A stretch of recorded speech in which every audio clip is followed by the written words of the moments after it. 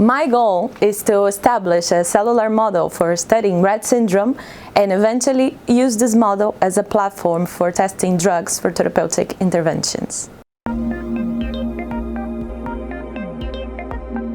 Rett syndrome is a genetic rare disorder that affects mostly girls, causing severe intellectual impairment and affecting every aspect of the child's life.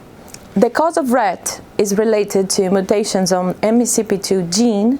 MECP2 plays a role controlling the expression of other genes and also affecting the structure of the chromatin. So it's very important in the beginning of the developing of the brain. It's really hard to study the brain and most hard to study a neurodevelopmental disorder.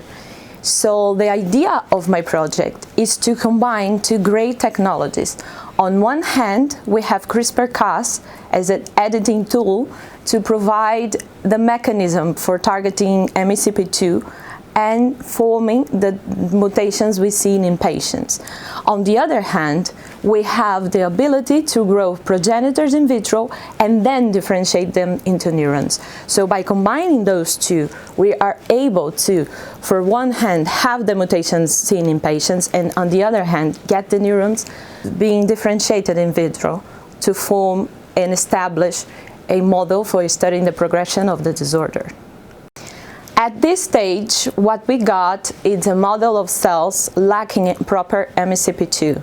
So then we validate this model, so seeing that as seen in patients, the neurons lack the complexity of a normal cell. The next steps in the project is to get those altered pathways and, most important, try drugs that could ameliorate the alterations we're seeing in the neurons.